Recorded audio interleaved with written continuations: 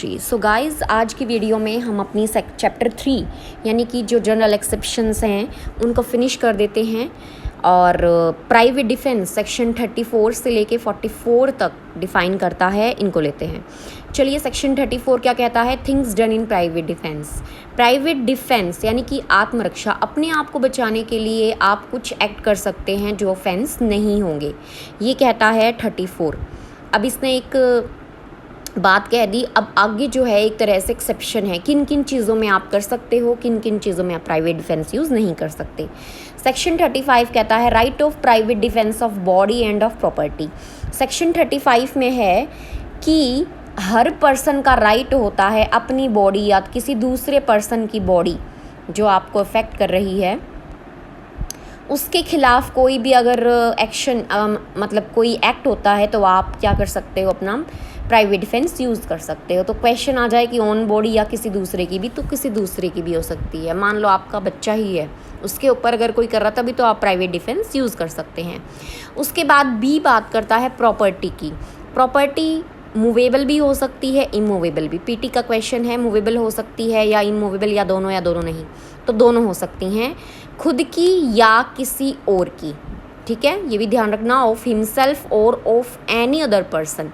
फिर TMRC याद रखना, थेफ्ट, रॉबरी, मिस्चीफ और क्रिमिनल ट्रेसपास। इनकी जो डेफिनेशन है उनके अंतर्गत आने वाली प्रॉपर्टी के लिए आप प्राइवेट डिफेंस यूज़ कर सकते हो। और फिर इनका अटेम्प्ट भी आ जाएगा, यानी कि चोरी हो रही है, आप अपना उसमें प्राइवेट डिफेंस यूज़ कर सकते हो, अपनी प्रॉपर्टी को बचा सकते हो, उस पर्सन को मार सकते हो। ऐसा ही थेफ्ट, रॉबरी, मिस्चीफ और क्रिमिनल ट्रेसपास में है। 97 में हमने IPC में पढ़ा है। सेक्शन 36 कहता है right of private defence against act of a person of unsound mind etcetera. Etcetera में अब इसमें आती हैं पांच चीज़ें आती हैं। क्या कह रहा है देखो, एक एक्ट है, ठीक है, अब वो वैसे तो ऑफेंस होता लेकिन इसलिए नहीं है कि जो करने वाला है या तो वो रीज़न ऑफ द यूथ यानी ये छोटा है, उसमें इमेच्योरिटी है, थर्ड उसमें अनसाउंडनेस ऑफ माइंड है, इंटॉक्सिकेशन है या गलती है, रीज़न ऑफ एनी मिसकंसेप्शन। इस केस में वैसे तो ऑफेंस होता लेकिन चूंकि इन पर्सन ने किया है तो वो नहीं है, और ये अगर कर रहे हैं तो आपके पास भी same right of private defence होगा जो उनके पास है। यानी कि आपके पास सेम इसलिए होगा कि भाई अगर वो ऑफेंस होता तो आप अपना प्राइवेट डिफेंस यूज़ कर सकते थे, लेकिन चूंकि इन पर्सन ने किया है और ये लायबल नहीं है तो आपका भी सेम होगा। आप इलस्ट्रेशन से समझिए। ए क्या कहता है, जेड एक पर्सन है अनसाउंड माइंड, वो अटेम्प्ट करता है ए को मारने का, ठीक है, तो जेड को तो वैसे भी गिल्टी नहीं माना जाएगा क्योंकि वो अनसाउंड माइंड है, लेकिन चूंकि वो ए को मार रहा है तो ए के पास भी same right of private defence होगा। ये नहीं कि जेड जो है उसको मार सकता है क्योंकि अनसाउंड माइंड है, आपके पास भी वो डिफेंस है, आप भी यूज़ कर सकते हो। क्यों? अगर वो जेड सेन होता तो, ठीक है, मतलब ये यूँ नहीं कि भाई अगर जेड सेन होता तब भी तो आप अपना प्राइवेट डिफेंस यूज़ करते, चूँकि वो पर्सन अनसाउंड माइंड है तो ऐसा नहीं है आप नहीं कर सकते, आप कर सकते हो। ठीक है, बी में यही बात कह रहा है। एक और एग्जाम्पल लिया है, ए जाता है घर में, ठीक है, जिसका वो लीगली अनटाइटल्ड है। अब जेड क्या करता है गुड फेथ में, अभी यहाँ हो गई है गलती, जेड गुड फेथ में सोचता है कि भाई कोई घुसाया है, एक हाउस ब्रेकर जो घुसाया है और अटैक कर देता है ए पे। अब यहाँ पे क्या है, जेड है वो ए से गलती से मतलब उस पर अटैक कर रहा है, तो उसने तो कोई ऑफेंस नहीं किया, 5th पॉइंट बताया ना मैंने, misconception on the part of that person, लेकिन ए के पास भी same right of private defence है against Z which he would have अगर जेड मिसकंसेप्शन में नहीं होता, ठीक है, वो भी कर सकता है। उसके बाद है acts against which there is no right of private defence. 99 में हम पढ़ते थे, IPC में अब 37 में वो बात है। यहाँ पर जो है प्राइवेट डिफेंस नहीं होगा। कब ए में against an act which does not, यानी कि जहाँ पे डेथ या ग्रीवियस हर्ट नहीं होती है और गुड फेथ में पब्लिक सर्वेंट अपना जो है काम कर रहा है, वहाँ पे राइट ऑफ प्राइवेट डिफेंस नहीं है। लेकिन डेथ और ग्रीवियस हर्ट में हो सकता है। बी में वही है सब कुछ, लेकिन पब्लिक सर्वेंट की डायरेक्शन में, यानी कि उसका कोई और बंदा काम कर रहा है, उस केस में भी प्राइवेट डिफेंस नहीं होगा। और वही कि जो आपको डेथ ग्रीवियस हर्ट का कोई भी ऐसा आपको नहीं लगता कि होगा। सी में कहता है जहाँ पे अथॉरिटी है, पब्लिक अथॉरिटी बुलाने का टाइम है आपके पास, वहाँ पे भी आपका कोई प्राइवेट डिफेंस नहीं है। और सेकंड पॉइंट में बात करता है कि right of private defence in no case extends to the inflicting of more harm, यानी कि आप एक लिमिट में, ऐसे नहीं कि आपको थप्पड़ मारा और आपने उसको गोली मार दी, नहीं, आपको उतना ही प्रोपोर्शन में ज़्यादा आप हार्म नहीं पहुंचा सकते हो अपने डिफेंस के लिए। एक्सप्लेनेशन 1 कहती है एक पर्सन जो है is not deprived of the right of private defence, यानी कि उसको डिप्राइव नहीं किया जाएगा अगर उसको पता ही नहीं है कि भाई जो ये बंदा है ये पब्लिक सर्वेंट है या नहीं, ठीक है।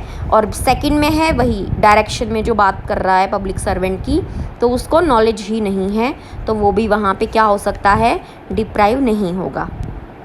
एक्सप्लेनेशन 1 और 2 क्या है, एक तरह से एक्सेप्शन है। उसके बाद है section 38 when right of private defence body x tends, यानी कि आप डेथ भी कर सकते हो किसी पर्सन की, प्राइवेट डिफेंस वहाँ तक एक्सटेंड हो सकता है कि मौत भी हो जाए।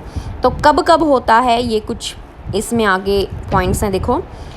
ऐसा लगता है असॉल्ट ऐसा है कि आपकी डेथ हो जाएगी तब, या आपको लगता है ग्रीवियस हर्ट हो जाएगा तब, यानी कि, और ऐसा असॉल्ट है कि वो रेप कमिट करने आ रहा है तब, या फिर अननेचुरल लस्ट है, वहाँ पे इंटेंशन है उसकी, वो असॉल्ट होता है तब। N assault with the intention of kidnapping और अबडक्टिंग, यानी कि ऐसा लगता है कि वो आपको उठा ले जाएगा, अबडक्ट कर लेगा, किडनैप कर लेगा तब। असॉल्ट ऐसा है कि आपको कन्फाइनमेंट में ले जाएगा पर्सन, ऐसा सर्कमस्टेंस है तब, या फिर आप पे एसिड वगैरह थ्रो कर सकता है तब। इन केसेस में, ये 7 केसेस हो गए, इनमें डेथ भी हो सकती है, यानी कि प्राइवेट डिफेंस कहाँ तक जा सकता है, डेथ तक भी। उसके बाद है कहाँ पे डेथ के अलावा आप कोई हार्म कर सकते हो, तो 37 जो हमने अभी ऊपर पढ़ा, इसकी एक्सेप्शन के साथ साथ आप 38 को भी अगर छोड़ दे, जो भी इनमें किया है, इनसे अलग कोई ऑफेंस है तो आप डेथ के अलावा कोई और छोटा मोटा हार्म भी कर सकते हो। तो ये बात किस में कही गई थी, सेक्शन 101 में। उसके बाद है commencement and continuance of right of private, कब तक, यानी कि आपने चलो स्टार्ट कर दिया अपना प्राइवेट डिफेंस हो रहा है, कब तक वो कमेंसमेंट और कंटिन्यू रहेगा, तो वो तब तक रहेगा जब तक आपकी बॉडी को डेंजर होता है, ठीक है, यानी कि आपको लगता है वहाँ पे हानि पहुँच सकती है, डेंजर है, खतरा है बॉडी को, तब तक क्या होगा, तब तक जो आपका है थ्रेट हो जाएगा वहाँ पे, ओके। उसके बाद है when right of private defense of property extends to causing death, ठीक है। सेक्शन 41 में कहता है the right of private defence of property x tends under the restriction specified in section 37, यानी कि 37 की लिमिटेशन रहते हुए प्रॉपर्टी के केस में डेथ भी हो सकती है। कब कब, जब रॉबरी हो रही है तब, हाउस ब्रेकिंग यानी कि सनसेट के बाद और सनराइज से पहले कोई घर में घुसाया है तब, मिसचीफ या बाय फायर हो रही है, या कोई एक्सप्लोसिव सब्सटेंस है किसी बिल्डिंग, टेंट और वेसल में, तब ये डेफिनेशन में है तीनों चीज़ें।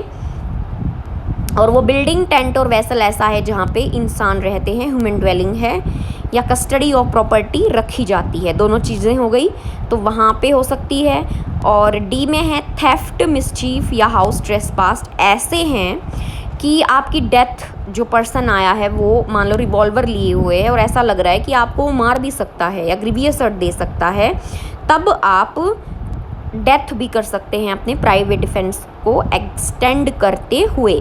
सेक्शन 103 ऑफ आईपीसी की बात करता है, सेम ही है ऑलमोस्ट। उसके बाद है 42, सेक्शन 42 कहता है when such right extends to causing any harm other than death. Same अभी हमने 39 में जो बात की कि डेथ के अलावा जो है क्या कर सकते हैं, छोटा मोटा हार्म हो सकता है वहाँ पे, जो 41 को छोड़ के और 37 की सारी एक्सेप्शन के रहते हुए क्या कर सकते हैं, डेथ के अलावा जो है कोई भी काम जो प्राइवेट डिफेंस का है वो एक्सटेंड हो सकता है। सेक्शन 104 में आईपीसी की में बात की गई थी। और 43 भी बिल्कुल सेम 40 जैसा है कि कमेंसमेंट एंड कॉन्टिन्यूंस कैसे होता है। तो यहाँ पे स्पेसिफिकली प्रॉपर्टी के बारे में बात कर दी। जैसे वहाँ पे तो था कि भाई जब तक खतरा रहता है, यहाँ पे देखो कैसे है कि प्रॉपर्टी को जब तक डेंजर है तब तक, और थेफ्ट के केस में क्या कहा है, जब तक वो पर्सन जो है उस प्रॉपर्टी को लेके जा रहा है या जब तक आपने पब्लिक अथॉरिटी नहीं बुलाई उस और प्रॉपर्टी रिकवर नहीं हुई, तो इन 3 केसेस में आपका प्राइवेट डिफेंस स्टार्ट रहेगा। रॉबरी के केस में भी सेम है, कंटिन्यू रहेगा जब तक कि ऑफेंडर जो है वो आपको नहीं लग जाता है कि भाई डेथ हर्ट वगैरह नहीं हो सकता, वो सब कुछ जब तक कंटिन्यू रहेगा तब तक भी आपका प्राइवेट डिफेंस जो है कंटिन्यू रहेगा। फिर डी में बात करता है क्रिमिनल ट्रेसपास। मान लो कोई घुस आया है, तो जब तक वो रहेगा वहाँ पे तब तक क्या होगा, प्राइवेट डिफेंस आपका रहेगा।